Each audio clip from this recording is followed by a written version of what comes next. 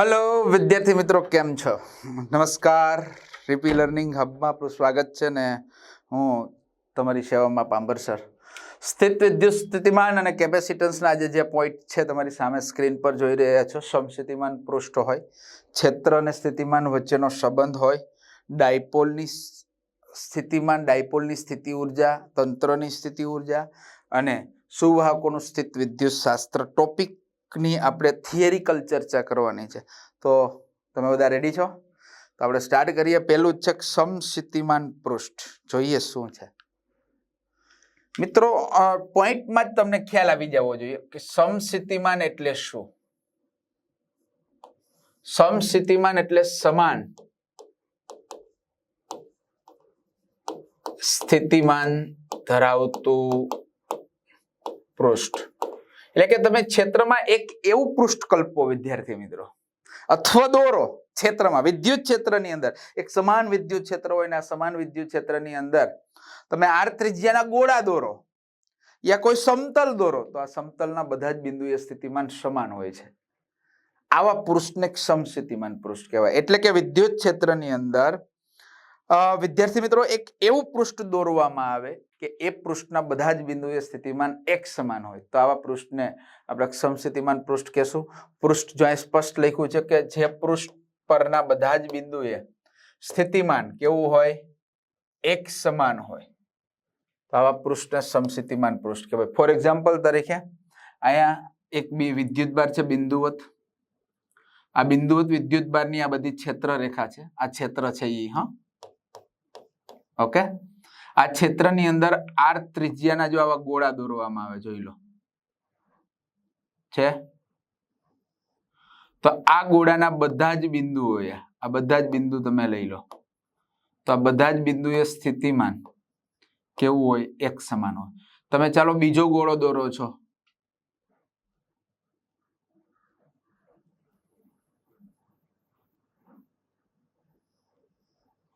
તો આના પણ બધા જ બિંદુઓએ સ્થિતિમાન કેવું હોય, એક સમાન હોય। પણ જો સ્પષ્ટ કરી દઉં છું આ બિંદુએ સ્થિતિમાન અને આ બિંદુએ સ્થિતિમાન સરખા ન હોય।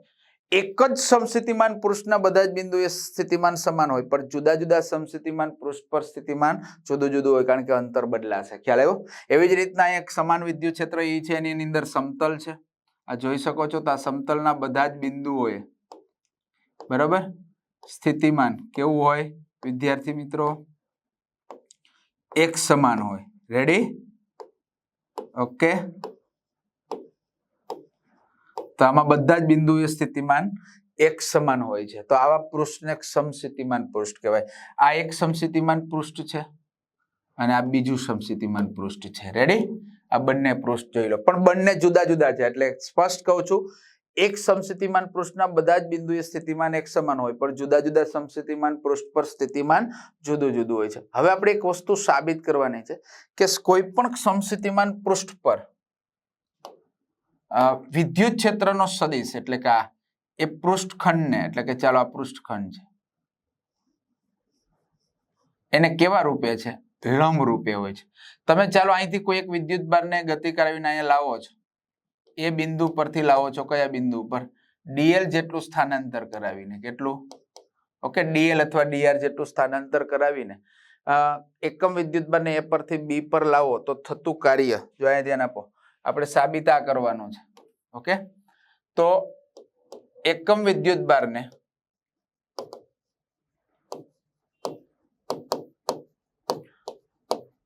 સમસ્થિતિમાન પૃષ્ઠ પર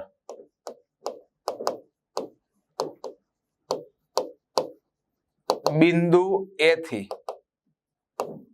ડીએલ જેટલું સૂક્ષ્મ સ્થાનાંતર કરાવી બી પર લાવતા ક્ષેત્રને વિરુદ્ધ કરવું પડતું કાર્ય ભાઈ નાનો છે એટલે ડીડબલ્યુ હે શું આવશે બોલો કાર્ય એટલે એકમ વિદ્યુત ભાર છે એટલે ઈ ડોટ ડીએલ। રેડી? અને આ જ કાર્ય એટલે તે બે બિંદુ વચ્ચે વિદ્યુત સ્થિતિમાનનો તફાવત, આ ડેલ્ટા વી, રાઈટ. પરંતુ સમસ્થિતિમાન પૃષ્ઠ પર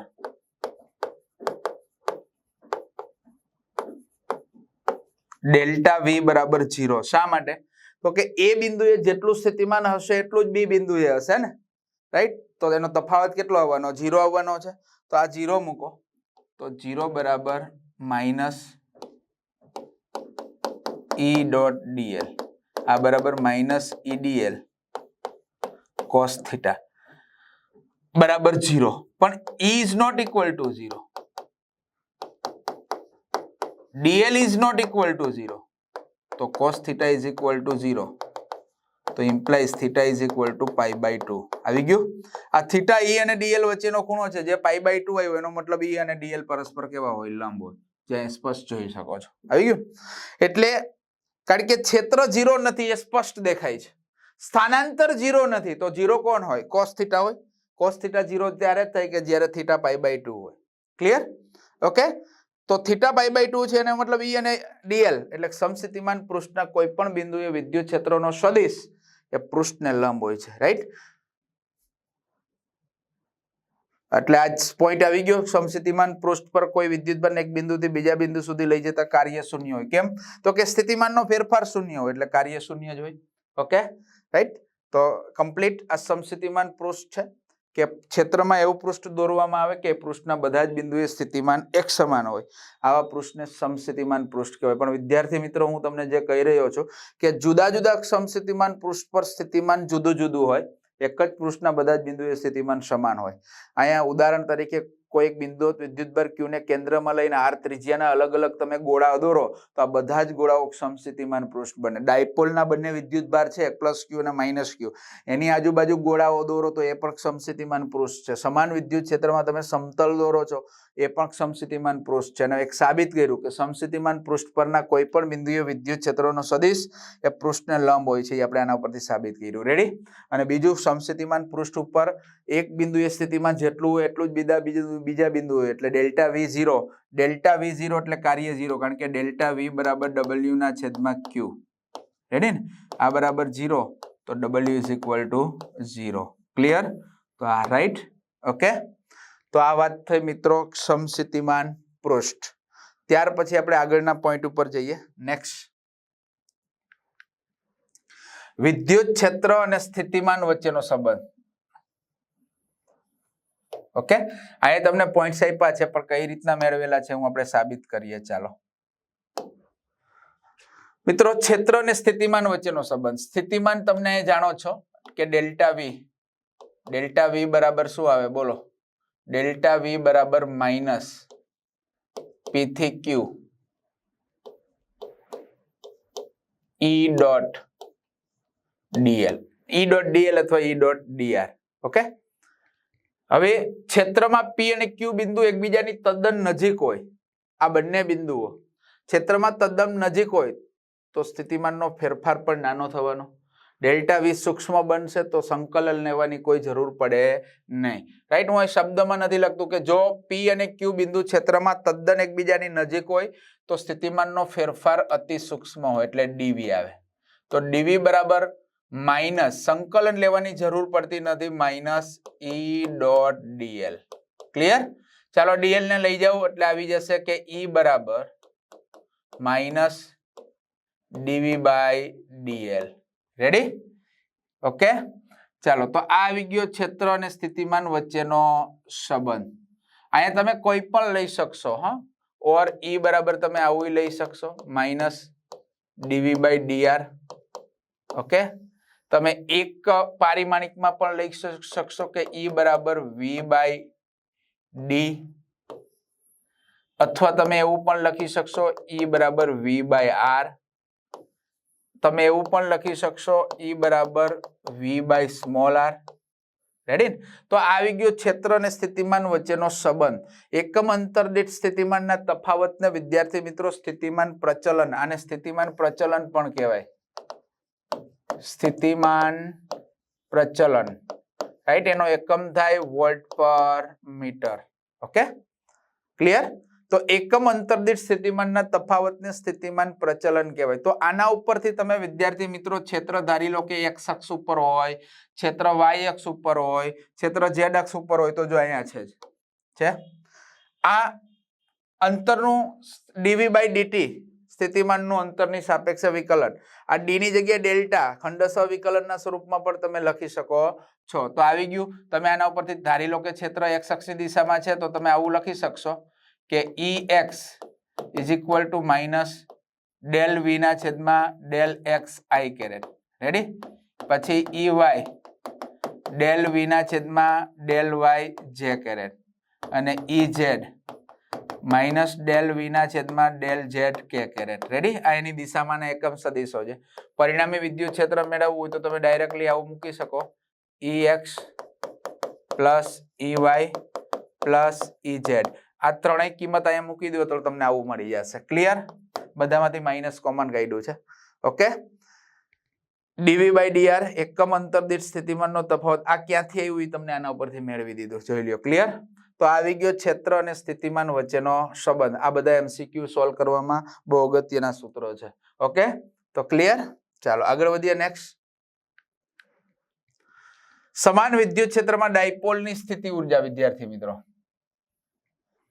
આકૃતિમાં જોઈ લો. આકૃતિ સમજાવી દઉં. આકૃતિમાં એક સમાન વિદ્યુત ક્ષેત્ર છે E, જે ધન x અક્ષની દિશામાં છે. ઓકે, આ ક્ષેત્રમાં એક ડાયપોલ રાખેલી છે. આ ડાયપોલ છે. ડાયપોલના બે પરિમિત વિદ્યુતભારો વચ્ચેનું અંતર 2a છે. ઓકે, અહીંયા a બિંદુ પાસે -q છે, b બિંદુ પાસે +q છે. ડાયપોલની સ્થિતિ ઉર્જા એટલે એના ઘટક વિદ્યુતભારોની સ્થિતિ ઉર્જાનો સરવાળો. રેડી? તો આપણે મેળવવી હોય તો આપણે સરળતા ખાતર બેટા સમાન વિદ્યુત ક્ષેત્ર છે એટલે a બિંદુ પાસે આ ઋણ વિદ્યુતભારનું સ્થિતિમાન 0 લઈએ. શૂન્ય સ્થિતિમાનથી શરૂ કરીને b પાસે મળતું સ્થિતિમાન, ચાલો અહીંથી તમે શૂન્ય સ્થિતિમાનથી શરૂ કરો અને b પર જાઓ ત્યારે મળતું સ્થિતિમાન ડેલ્ટા v હોય તો ડેલ્ટા v બરાબર શું થઈ જાય? બોલો. એનો ક્ષેત્ર વચ્ચેનો સંબંધ હમણાં આપણે આગળ મેળવો એ પ્રમાણે લખી દઈએ. તો એકમ વિદ્યુતભારને સરળતા ખાતર અને યાદાક્ષિત રીતે વિદ્યુત ક્ષેત્ર સમાન છે એટલે a બિંદુ પાસે -q વિદ્યુતભારનું સ્થિતિમાન 0 લેતા ત્યાંથી શરૂ કરી અને b પાસે આવતા મળતું સ્થિતિમાન ડેલ્ટા v હોય તો ક્ષેત્ર અને ડેલ્ટા v વચ્ચેનો સંબંધ તો કે E બરાબર માઇનસ ડેલ્ટા v ના છેદમાં ડેલ્ટા x, કારણ કે ક્ષેત્ર x અક્ષની દિશામાં છે એટલે ડેલ્ટા x લઈએ. ચાલો, તો આવી ગયું ક્ષેત્ર. આના ઉપરથી તમે આના સૂત્રનો કરતા બનાવો. સંબંધ છે ને ક્ષેત્ર અને સ્થિતિમાન વચ્ચેનો એટલે ડેલ્ટા v બરાબર શું આવે? બોલો, માઇનસ E ડેલ્ટા x. આવું આવ્યું. હવે તમારે ડેલ્ટા x એટલે આ અંતર છે વિદ્યાર્થી મિત્રો, ડેલ્ટા x. ચાલો આકૃતિ પરથી મેળવો. આ પણ થીટા જ થાય. ચાલો આકૃતિ પરથી ત્રિકોણ ABC માટે તમારે જોઈએ છે આ પાસેની બાજુ, તો આ થીટા કયો લેવાય? કોસ થીટા લેવાય ને. તો કોસ થીટા બરાબર શું થાય? પાસેની બાજુ છેદમાં કર્ણ એટલે 2a. આ 2a આપેલું છે. તો ડેલ્ટા x બરાબર શું થશે? 2a cos theta. આવી ગયું ડેલ્ટા x જે તમારી પાસે અહીંયા છે. અહીંયા b લીધું છે, કોઈ વાંધો નહીં. ચાલો, તો ડેલ્ટા x બરાબર 2a કોસ થીટા અહીંયા મૂકો તો ડેલ્ટા v બરાબર -E into 2a cos theta. Okay, ચાલો E ની કિંમત આપણે મૂકવી છે કે નથી મૂકવી? 2a કોસ થીટા આવી ગયું. ડેલ્ટા v બરાબર -E into 2a cos theta. Okay, હવે b બિંદુ પાસે આવો છો ત્યારે સ્થિતિ ઉર્જા પૂછ્યું છે ને, તો હવે b પાસે +q વિદ્યુતભારની સ્થિતિ ઉર્જા. રેડી? ચાલો બેટા સ્થિતિ ઉર્જા કાલે જોઈ તો કે u બરાબર q ઇન્ટુ v એટલે ડેલ્ટા v કિંમત મૂકો q -E 2a cos theta. ચાલો u બરાબર -E 2aq cos theta. 2aq એટલે ડાયપોલ મોમેન્ટ p, રાઈટ? તો u બરાબર -EP cos થીટા. આ ડાયપોલ ની આવી ગઈ સ્થિતિ ઉર્જા. ઓર સદિશ સ્વરૂપે લખવું હોય તો u બરાબર -E ડોટ p. ઓકે, આ ડાયપોલની સ્થિતિ ઉર્જા આવી ગઈ કમ્પ્લીટલી. જો તમે જોઈ શકો છો આના પરથી એના ખાસ કિસ્સા છે કે જો થીટા બરાબર આ જે થીટા છે જ્યારે ડાયપોલ ક્ષેત્રને સમાંતર ગોઠવાય વિદ્યાર્થી મિત્રો, ડાયપોલ આમ સીધી આવી જાય ત્યારે થીટા 0 આવે હે ને. ડાયપોલ જ્યારે પ્રતિ સમાંતર ગોઠવાય ત્યારે થીટા 180 આવે અને ડાયપોલ ક્ષેત્રને લંબ હોય ત્યારે થીટા 90 આવે. તો આ થીટા બદલાય તો સ્થિતિ ઉર્જા બદલાય. ત્યાર પછી અહીંયા લખી દઉં છું તંત્રની સ્થિતિ ઉર્જા. તંત્રની સ્થિતિ ઉર્જા એટલે ઘટક વિદ્યુત ભારોને ક્ષેત્રમાં અનંત અંતરથી ક્ષેત્રમાં લાવવા માટે કાર્ય કરવું પડે. રેડી? અને આ જ કાર્ય એમાં ઉર્જા સ્વરૂપે સંગ્રહિત થાય છે અને આ જ ઉર્જા એટલે તંત્રની સ્થિતિ ઉર્જા. તંત્રમાં જ્યારે બે વિદ્યુત ભાર હોય ત્યારે સ્થિતિ ઉર્જા U બરાબર શું થાય તો કે Q ઇન્ટુ V. એક વિદ્યુત ભાર એટલે Q1 ઇન્ટુ V, તો Q1 ઇન્ટુ KQ2 છેદમાં R12. રેડી? તો U બરાબર આવશે K Q1 Q2 upon R12. આ બે વિદ્યુત ભારોના તંત્રની સ્થિતિ ઉર્જા. હવે ઘણા બધા વિદ્યુત ભારો હોય તો U બરાબર આવું લખી શકાય U12 U13 U1n plus dash dash dash U23 24 up to dash U2n plus dash dash dash UN into n minus 1. Ready? જો આ ડાયરેક્ટ લખવી હોય તો આ લખી શકીએ 1/4 પાઈ એપ્સિલોન 0 સિગ્મા I બરાબર 1 to n I greater than છે QI Q છે છેદમાં R I છે. રેડી? તો આ તંત્રની સ્થિતિ ઉર્જા આવી ગઈ. ઘણા બધા વિદ્યુત ભારો હોય ત્યારે એના તંત્રની સ્થિતિ ઉર્જા એટલે જેટલી વિદ્યુત ભારોની જોડો બને આ રીતના એ બધી જોડોની સ્થિતિ ઉર્જાનો સરવાળો કરો એટલે તંત્રની સ્થિતિ ઉર્જા મળે. તો આ ડાયપોલની સ્થિતિ ઉર્જા, આ તંત્રની સ્થિતિ ઉર્જા વિદ્યાર્થી મિત્રો. હવે આના ખાસ કિસ્સા જેને કહેવાય કે જ્યારે ડાયપોલ ક્ષેત્રને સમાંતર હોય ત્યારે સ્થિતિ ઉર્જા કેટલી, ડાયપોલ ક્ષેત્રને લંબ હોય ત્યારે સ્થિતિ ઉર્જા કેટલી. રાઈટ? એને પણ જોઈ લઈ. તમારી પાછળ કોષ્ટક મેં આપવાનો પ્રયત્ન કર્યો છે, જોઈ લો આકૃતિમાં. હાલમાં ડાયપોલ ક્ષેત્રને સમાંતર છે ત્યારે થીટા બરાબર 0 ત્યારે સ્થિતિ ઉર્જામાં એ cos 0 મૂકો. cos 0 એટલે 1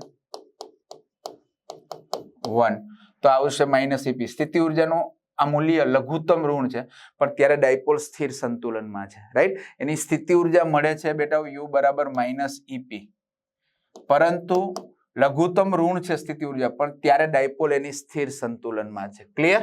ઓકે. એવી જ રીતના એ ડાયપોલ ક્ષેત્રને લંબ છે. ચાલો જોઈ લો. ક્ષેત્રને લંબ છે એટલે થીટા 90.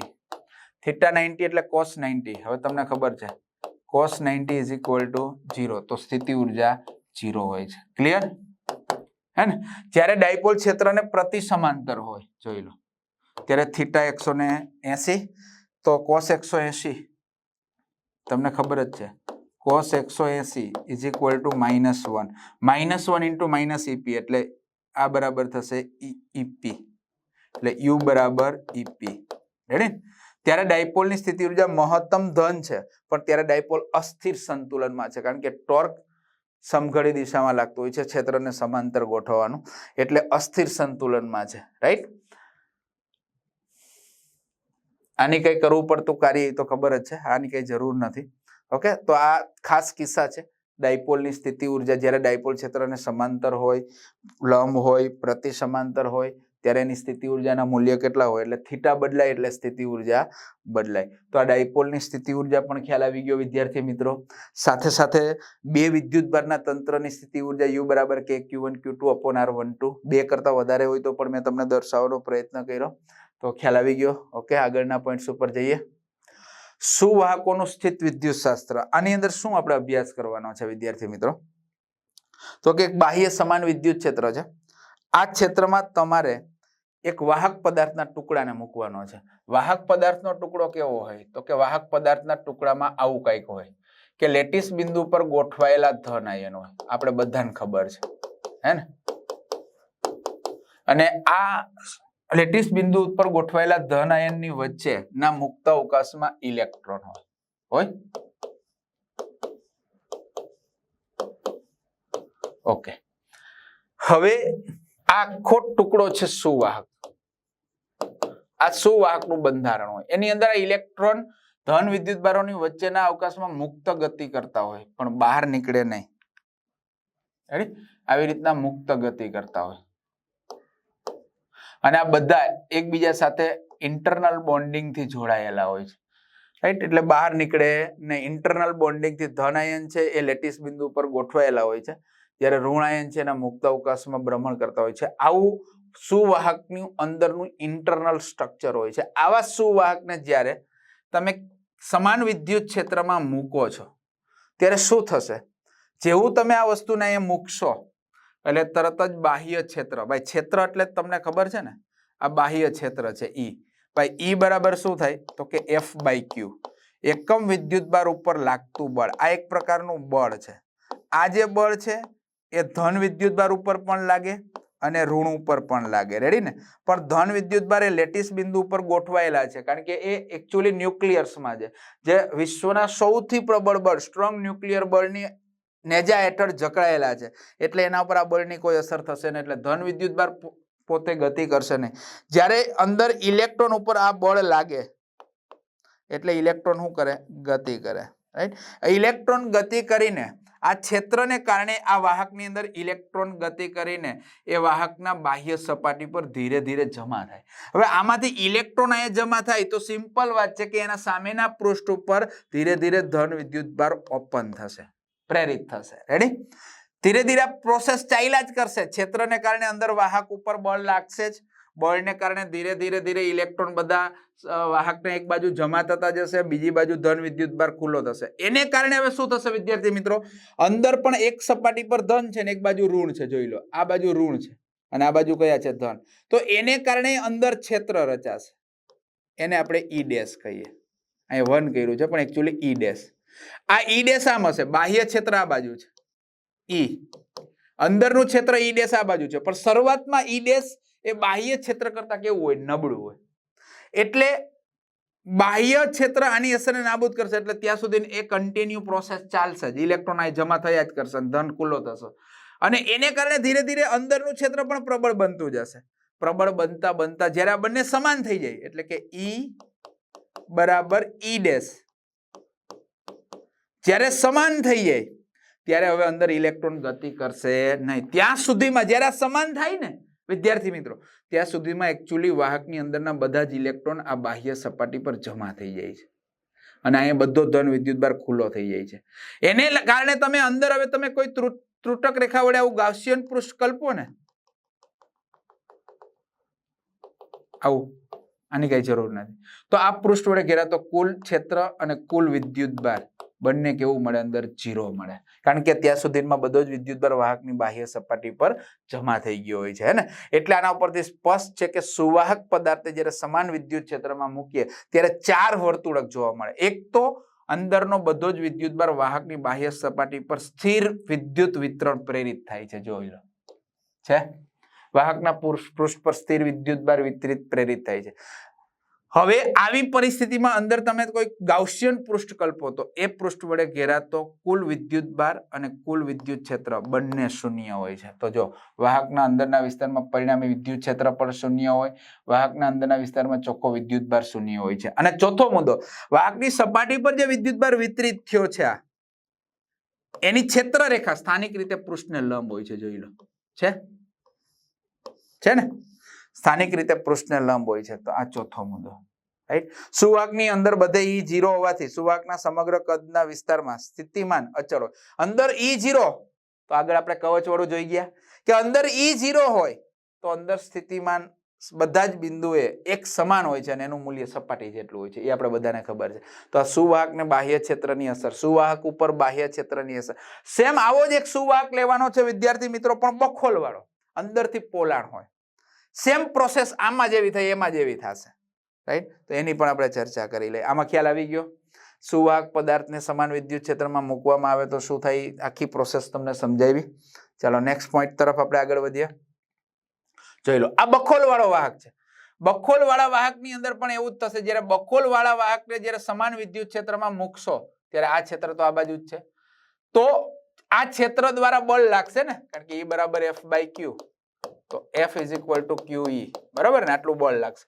એ બળને કારણે આ બખોલ વાળા વાહક, બખોલ એટલે ખબર છે ને, અંદરથી પોલાણ હોય ને ઉપર સપાટી હોય, એને બખોલ વાળો વાહક કહેવાય. ઓકે, તમે કાર હોય, કારના કાચ બંધ કરી દો તો કારની બખોલ કહેવાય, તમે અંદર પોલાણ હોય. તો જેવો બખોલ વાળો વાહક મૂકશો એટલે અંદર પણ વિદ્યાર્થી મિત્રો ક્ષેત્ર અંદર આ ક્ષેત્રને કારણે, આ બળને કારણે વિદ્યુતભાર ગતિ કરશે, એટલે ઇલેક્ટ્રોન ગતિ કરીને અહીં જમા થશે. જેટલા પણ ઇલેક્ટ્રોન હોય ને એ આમ ગતિ કરશે, એ અહીં જમા થશે, પરિણામે અહીં ધન ખુલ્લો થશે, એટલે અંદર પણ ક્ષેત્ર રચાશે. E ડેશ શરૂઆતમાં નબળું હશે ત્યાં સુધી પ્રોસેસ ચાલશે. જ્યારે અહીંયા વિદ્યુતભાર જમા થયા, ઇલેક્ટ્રોન વધુ પ્રમાણમાં જમા થશે, અહીં ધન વિદ્યુતભાર ખુલ્લો થશે, એટલે આ ક્ષેત્ર વધતું જશે. જ્યારે ક્ષેત્ર E અને E ડેશ સમાન થઈ જાય, ઓકે, ત્યારે ત્યાં સુધીમાં બધો જ વિદ્યુતભાર વાહકની બાહ્ય સપાટી પર જમા થઈ ગયો હોય છે. હવે અંદર તમે ત્રુટક રેખા વડે જોઈ લો, આ ત્રુટક રેખા વડે ગાઉસિયન પૃષ્ઠ છે, રાઈટ? તો આ પૃષ્ઠ કલ્પવામાં આવે તો અંદર પૃષ્ઠ વડે ઘેરાતો કુલ વિદ્યુતભાર અને કુલ વિદ્યુત ક્ષેત્ર બંને શૂન્ય થાય છે. આ ઘટનાને ઇલેક્ટ્રોસ્ટેટિક શિલ્ડિંગ કહેવાય. શું કહેવાય? કે જ્યારે બખોલવાળા વાહકને સમાન વિદ્યુત ક્ષેત્રમાં મૂકવામાં આવે છે ત્યારે બખોલવાળા વાહકની અંદર બાહ્ય ક્ષેત્ર દ્વારા ઇલેક્ટ્રોન ઉપર બળ લાગે છે અને એને પરિણામે ઇલેક્ટ્રોન ગતિ કરી બખોલવાળા વાહકની કોઈ એક સપાટી પર જમા થાય છે. પરિણામે એના સામેની સપાટી પર ધન વિદ્યુતભાર ખુલ્લો થાય છે અને એને લીધે અંદર પણ વિદ્યુત ક્ષેત્ર E ડેશ રચાય છે. પ્રારંભમાં E ડેશ E કરતા નાનું હોવાથી પ્રોસેસ પ્રક્રિયા સતત ચાલુ રહે છે. જ્યારે બાહ્ય ક્ષેત્ર અને બખોલવાળા વાહકનું ક્ષેત્ર જ્યારે સમાન થઈ જાય છે ત્યારે બખોલવાળા વાહકનો બધો જ ઋણ વિદ્યુતભાર વાહકની બાહ્ય સપાટી પર જમા થઈ જાય છે. પરિણામે અંદર ત્રુટક રેખા વડે કોઈ એક ગાઉસિયન પૃષ્ઠ કલ્પવામાં આવે તો આ પૃષ્ઠ વડે ઘેરાતો કુલ વિદ્યુતભાર અને કુલ ક્ષેત્ર વિદ્યાર્થી મિત્રો બંને કેવું થઈ જાય છે? શૂન્ય થાય છે. આ ઘટનાને કહેવાય ઇલેક્ટ્રોસ્ટેટિક શિલ્ડિંગ. ઓકે, શું કહેવાય? Electrostatic shielding. આ શું છે? તો કે વીજળીથી બચવા માટેનું એક કવચ છે વિદ્યાર્થી મિત્રો. તમે જ્યારે વીજળીના કડાકા ને ભડાકા થતા હોય અને તમે કારની બખોલમાં આવી જાઓ, કારમાં બેઠા હોય ને કારના કાચ બંધ કરી દો તો તમે કારની બખોલમાં આવી ગયા કહેવાય. કારની બખોલની અંદર કુલ વિદ્યુતભાર અને કુલ ક્ષેત્ર શૂન્ય હોય છે. એટલે વીજળી છે એટલે ઇલેક્ટ્રોનનો ધોધ છે. ઇલેક્ટ્રોનનો ધોધ હંમેશા ધન વિદ્યુતભાર કે ક્ષેત્ર તરફ આકર્ષાય. પણ તમે જ્યારે કારની બખોલમાં આવી ગયા ત્યારે ત્યાં પરિણામી ક્ષેત્ર 0 થઈ ગયું, એટલે એ વીજળી તમારા ઉપર પડશે નહીં, તમે વીજળીથી બચી શકશો. એટલે વીજળીથી બચવા માટેનું એક કવચ, અને આ જ કવચ એટલે ઇલેક્ટ્રોસ્ટેટિક શિલ્ડિંગ, હે ને? એટલે મોટી મોટી ઇન્ડસ્ટ્રીઓની અંદર આ પ્રમાણે ગોઠવવું પડે ઇલેક્ટ્રોસ્ટેટિક શિલ્ડિંગ, કારણ કે વીજળીના ભડાકા ને કડાકાને કારણે ડેમેજ ન થાય અને ડાયરેક્ટલી એ ઉતરી જાય એ પ્રમાણેની વ્યવસ્થા રાખેલી હોય છે. ઓકે, તો આ આખું બખોલવાળા વાહકને મૂકવામાં આવે તો, અને એની જુદી જુદી અસરો છે, તમે જોઈ શકો છો. સુવાહક પર વિદ્યુતભાર મૂકતા થતી અસરો એકવાર જોઈ લો, નજર કરી લો, જે મેન પોઈન્ટ. બીજું, તમે વાહકની બાહ્ય સપાટી પર જ્યારે વિદ્યુતભાર મૂકો છો, અહીંયા બધો વિદ્યુતભાર મૂકો છો, પ્લસ આ બધો ધન વિદ્યુતભાર છે.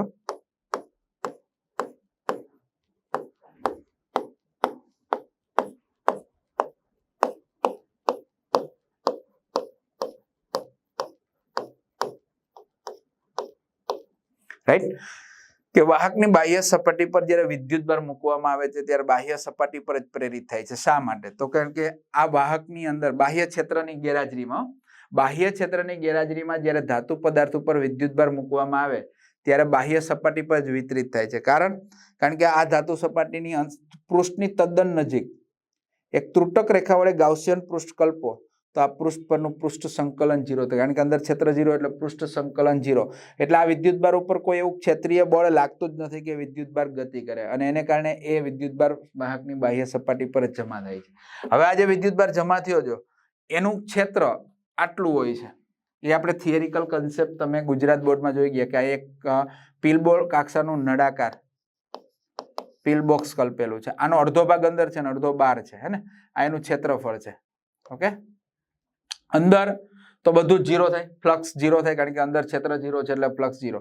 બાહ્ય સપાટી પર ઘેરાતું ફ્લક્સ મેળવવાનું છે. તમારા ગાઉસના નિયમનો ઉપયોગ કરીને આ વસ્તુ મેળવો. ગાઉસનો નિયમ શું છે? ફાઈ બરાબર સંકલન E ડોટ dA બરાબર સિગ્મા Q અપોન એપ્સિલોન 0.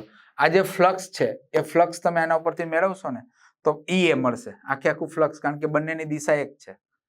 આ પૃષ્ઠમાંથી ક્ષેત્રફળ સદિશ અને ક્ષેત્ર બંને એક જ દિશા છે તો ડોટ હોય એટલે cos 0 થાય, cos 0 એટલે 1 એટલે આખું જે સાદુરૂપ છે ને phi બરાબર આવશે EA.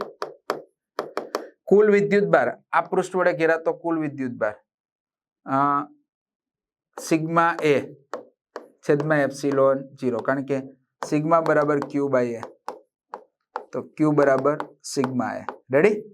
તો બંને બાજુથી A ઉડી જાય તો E બરાબર આવે સિગ્મા અપોન એપ્સિલોન 0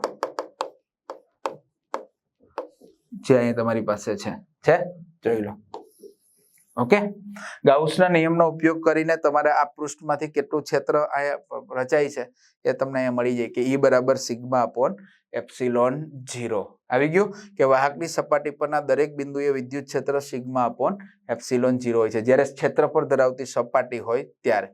તો આ વાત થઈ મિત્રો આખું સ્થિતિમાન અને સ્થિતિ ઉર્જા અહીં આખા ટોપિકો કમ્પ્લીટ. હજી પોઈન્ટ્સ આવશે ત્યારે આપણે આવરી લેશું. રાઈટ, આ સાથે આ સેક્શનને પૂરો કરીએ છીએ. ફરી પાછા નવા સેક્શન સાથે નવા જોશ સાથે નવા ઉમંગ સાથે મળીશું. ત્યાં સુધી આપણી વચ્ચેથી વિદાય લઉં છું. જય હિન્દ, જય ભારત. Thank you.